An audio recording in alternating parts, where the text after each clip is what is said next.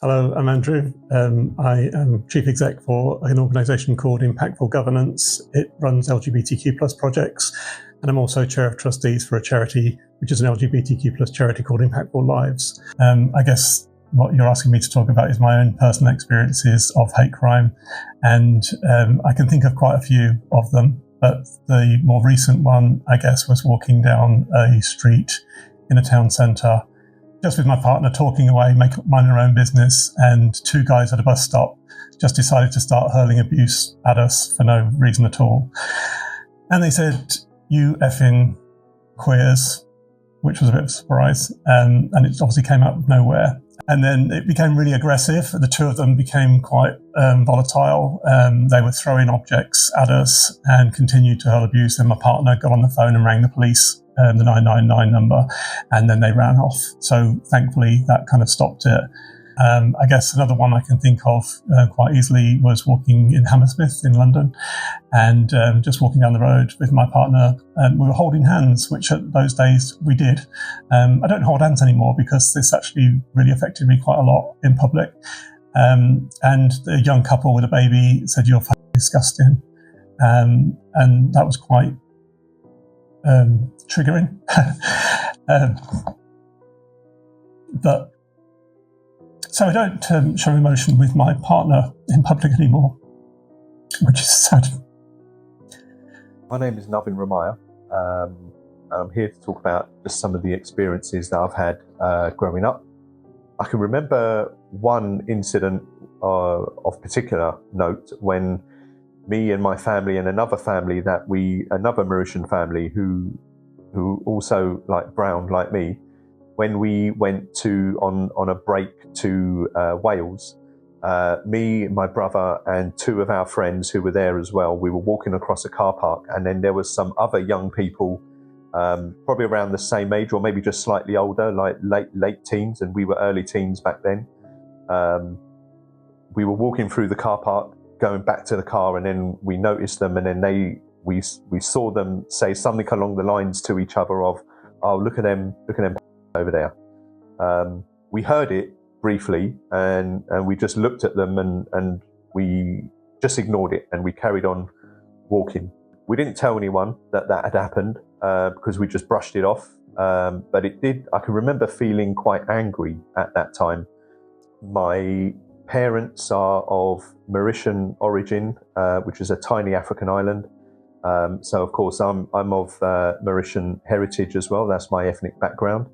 But being born in this country, this is all the country I know. I've been back to Mauritius several times, but that doesn't feel like home as much as England does. I'd heard about lots of things growing up. The Stephen Lawrence case being the most notable one, and it made me feel quite angry, I remember at the time, and a little bit ashamed. And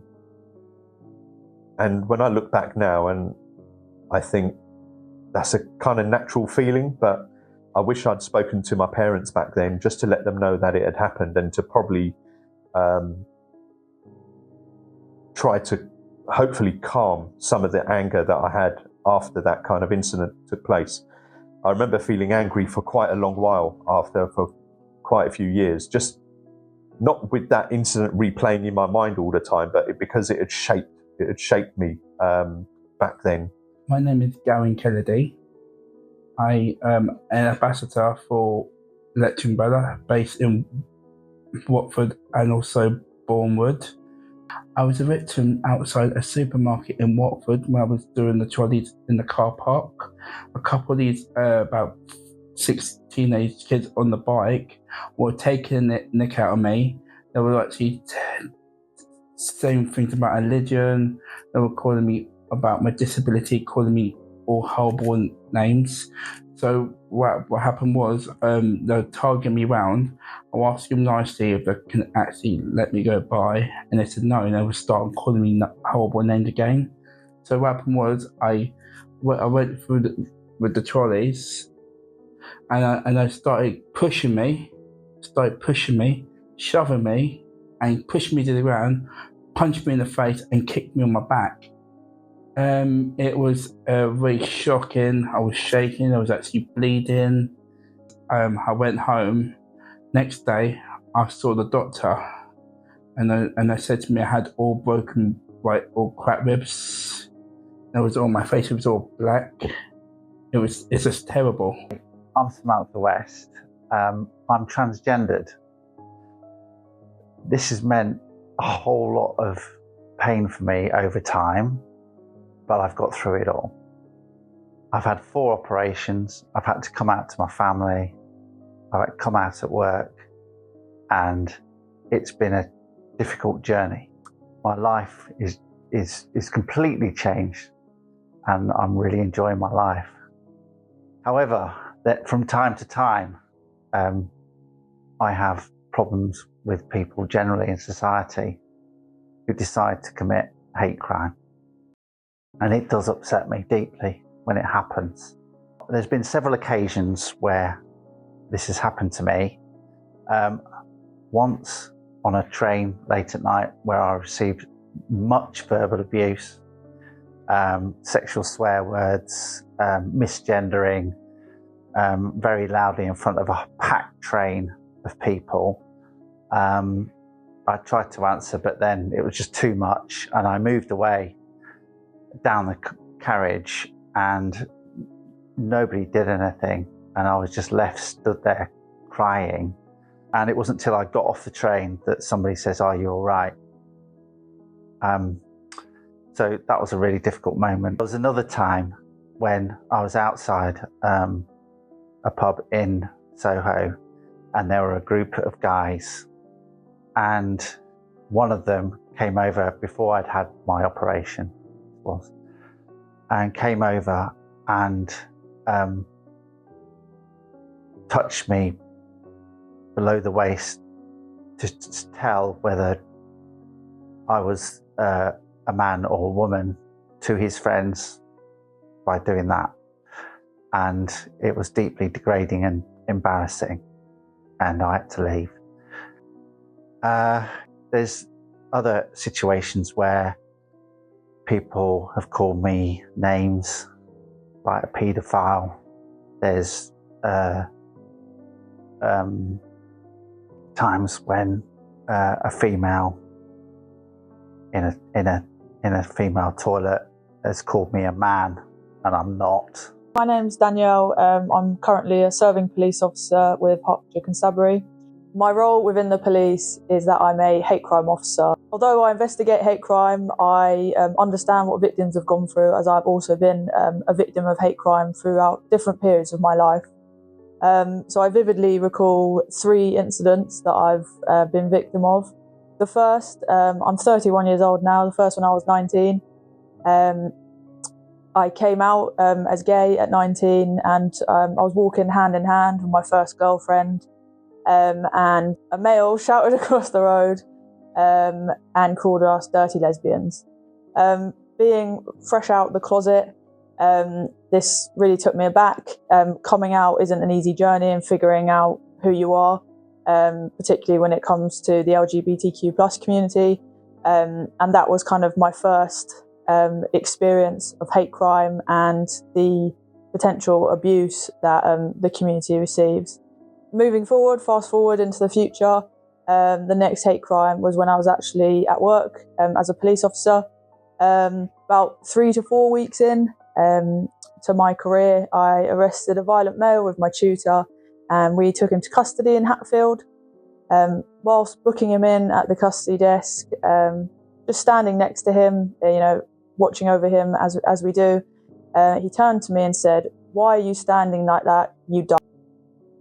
Again, completely taken aback, completely shocked. All I was doing there was standing there, and he's chosen to target me.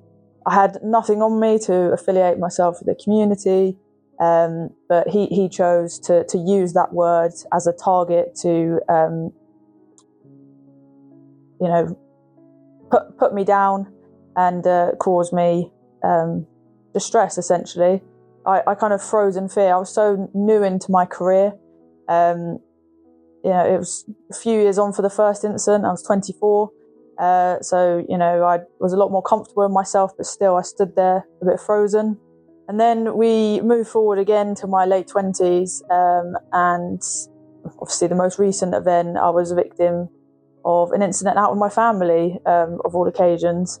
I was out with my parents and 2 sisters. We were celebrating my younger sister's birthday. And it was a pub where you go up to the bar to order food and drinks. First incident when we got there, walk up to the bar with my stepdad. And there's a group of males, having beers as you would in a pub, completely normal, not a word said to us. Next round comes round and I got with my older sister. I walk past and one of the men shouts, "Lesbian." I turn around, I say, "What did you say?" Silence. He then suddenly isn't brave enough to repeat what he said because he's been called out on it. The bar staff, admittedly, were really good. They removed the group straight away. But reflecting, when I've, leading up to this recording, I've been reflecting on those 3 incidents, and my reaction to all 3 is very different. Newly discovered gay woman at 19 with my first girlfriend, to my late 20s. I've had this, life experience. I've been a police officer for several years. I finally had the confidence to stand up for myself. And looking back, I wish I could tell my 19-year-old self that none of this is okay. I guess the message would be to deeply think about what you're about to say before you say it. The impact on people who've been suffering this for years could be the impact that turns them over the edge. When you say these things to people, there is a massive effect on them. And I'm resilient. So I still go out, I still enjoy life. But for some transgender people, it's so hurtful that it prevents them from going out. It prevents them having great life experiences. And you're doing that to them because they're afraid. I'm just a regular person out there, really. I've got family too. I've got children. I've got mum and dad. I'm not some strange person from a different planet that you can just say anything you want to. You need to treat me like everybody else in society. It's just fair. It's being human. This country is, it has the potential to be even greater than it is now. We've got to get people to love this country, to feel pride, as much as I do, and me and my family do feel pride and love for this country. It would be good if a lot more people could feel like that, and that way, everyone can go about their lives and live harmoniously amongst one another. If you're a victim of hate crime, any hate crime, race, religion, disability, sexual orientation, transgender identity, report it to the police. In Hertfordshire, we have our 5 dedicated hate crime officers, and we are there to support you, investigate hate crime, and bring about justice for any victim of hate crime. Obviously, any victim of crime, suffers long-lasting effects. Being a victim is not nice, but when you're a victim of hate crime, the crime is so personal. You are targeted and shown hostility and prejudice because of who you are, and it's okay to be you. No one should be made to feel bad because of who you are, and those effects and the impacts stay with that victim. It's all well and good, having your phone nicked. You can buy a new phone, but when someone calls you the words I've been called and the other words that you've probably seen in this video, it hits home. And still to this day, I'm looking back on those incidents, and it will have a long-lasting effect on victims. So all I can say is think about what you say to people and be kind. It's not a crime to be different. Hi, I'm PC Redman. I'm a hate crime officer for Hertfordshire Constabulary. There are 5 hate crime officers that cover Hertfordshire, and we all do the same job role.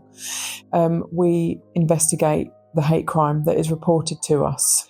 The only thing I would say to people is that it doesn't affect you and there's no reason to be hateful.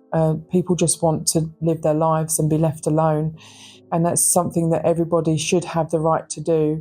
The reason I wanted to put this video together is so that people can understand that there are human beings that are the victims here, and the people that have spoken today are true victims of hate crime. And it just shows you from their reaction and how it's affected them, how much it impacts somebody. And those words that are written online sometimes, who someone may not even give a second thought, can impact someone for the rest of their lives. I hope that by seeing the victims today bare their souls, which it is extremely brave of them to do, some of you will understand just the impact that hate can have.